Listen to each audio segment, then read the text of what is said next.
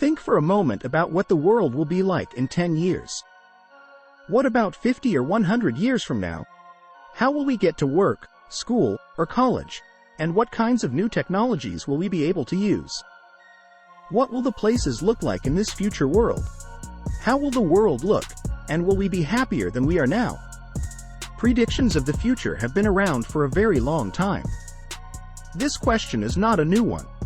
What were some statements made in the past about the early 21st century, which is now our time and is shaped by the internet and data? We should check to see if they're right by going back 120 years. In the early 1900s, the first airplane was made, which changed the way people traveled and captured the public's interest in Germany. Hildebrand, a chocolate company, made a set of commemorative pictures that show how they would have lived in the year 2000. It was thought that everyone would be able to fly their own airships and kites through the sky. The same show also thought that apartment buildings would be moved by big steam trains and that towns would be covered in glass to keep them dry in the rain. They even thought about taking trips up at the North Pole. That one might come true one day, which is sad. Look at these French prints. They also show how people lived in the year 2000, which was made around 1910. Once more, it was the future for the pilots, who would take over from cars by the year 2000. It shows a man in a glider getting a glass of wine to go on the road, or should I say the skies. It's like a drive-through these days. The man in front of me is getting a haircut from a machine. I would use the word robot, but that word wasn't used until 1920. In the classroom 10 years from now, this machine will read books and play the words straight into the students' ears. It will also play an early audiobook. At the moment, it's cool to stay the same, but these cute ideas from the early 1900s are very hopeful about the future. It makes me think of the steampunk genre, which is about a future world and style that is stuck in Victorian times with Victorian technologies like steam power and industrial machines. The goggles and top hats are also a nod to the 1920s. We see the future in a different way. The great work of Fritz Lang from 1927, this movie, Cities Now Supersized, has a lot of great information about the subject. The movie is set in a Jazz-age Art Deco style and has huge buildings, long highways, and beautiful robots. It was definitely affected by New York City in the 1920s, which was growing very quickly up and down. Look at how the city changed between 1910 and 1930. The first flying cars are also made in the 1920s. Hugo Gernsback, an early science fiction writer, made this drawing in 1923 of the first wheeled helical, a levitating car that was thought to hit the market in 1973. Let's take a more serious look at what the road ahead holds for drivers of the future. In the years to come, speed, safety, and comfort will be the most important things on the highways. If the highways are marked with different colors, drivers may be able to get where they need to go by following the right color strip. Because cars will be going faster in the future, traffic signs will need to be bigger and easier to read so that drivers can plan their moves ahead of time. If it's hard to see, our window turns into a radar screen that shows the shapes of things ahead, or fog-busting devices may be placed along the roadside to get rid of the fog. One piece from the 1950s also makes predictions about the future and imagines what the year 2000 will be like. There are predictions that the future will be easy and nice. With this picture phone, we can use a screen to buy things and have them sent to us without having to leave the house.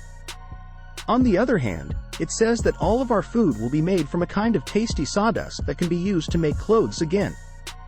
The most interesting part is the part atomic energy played in the 1950s.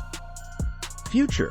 When the atomic bomb went off in Japan, everyone became aware of how powerful nuclear power could be, the same story.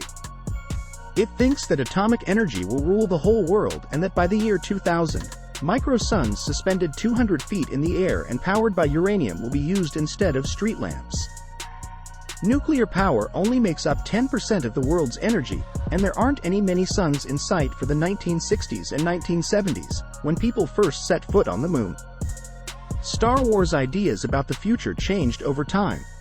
From my point of view, this is wonderfully shown in The Jetsons, an animated show from 1962 by Hanna-Barbera that follows the daily lives of a normal nuclear family in the year 2062. Even though the technology is great, everything looks very 1960s. The town of Orbit City was built in the early futuristic style called Googie, which was very famous at the time. By the end of the 1960s, even their clothes had a retro-futuristic look to them. When the Apollo moon landings brought the space race to a head, many people thought that people would soon be able to live on Mars within 50 years. Even though the 1970s came and went, the dream of living on Mars continued. This NASA movie imagines that by the year 2000, people would have started to live in space and would have built a permanent settlement on Mars. Check it out. This is the idea of tourists that came about because of the work of these groups of scientists and engineers. They think that the huge space colony could be built before the year 2000. It could have everything from dairy farms to factories. With today's technology, the idea of living and working in space is possible. A new home in space that is 250,000 miles from Earth would even seem like a far-off place to live in the 1980s and 1990s, when personal computers and home technology were just starting to catch on.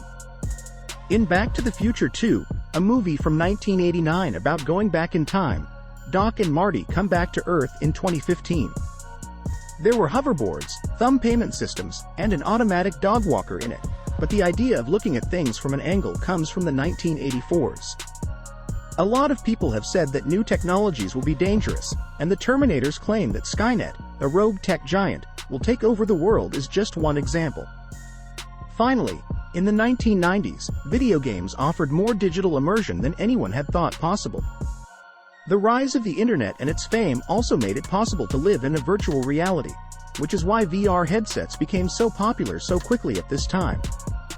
Including Nintendo's doomed Virtual Boy, Oculus Rift and PlayStation VR headsets are finally starting to live up to those views of the future from the 1990s. From the 1910s to the 1950s and 1970s, the year 2000 looks very different. And yes, some predictions have come true, like the development of the self-driving car or the ability to shop with just the touch of a button. Still, let's go back to the question at the beginning of the video. What will our real future be like? In his book Homogeneous, Yuval Noah Harari says that he thinks people will start their search for immortality when everyone can live for more than 150 years. There may be work going on to make cybernetic enhancements for people that will make them smarter and stronger. By the end of the century, this might be possible. It is thought that by 2050, almost half of the Amazon jungle will have been cut down.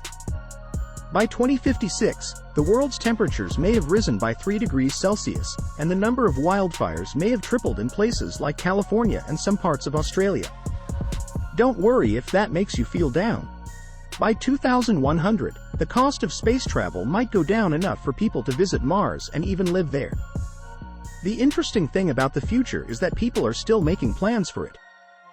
As we've seen, all we have to go on are current trends to guess what will happen in the future. But each moment imagines a future where it exists clearly and uses the newest technology to its fullest. A new airplane was the most important thing that happened in 1910. A lot of atomic power and self-driving cars came out in the 1950s.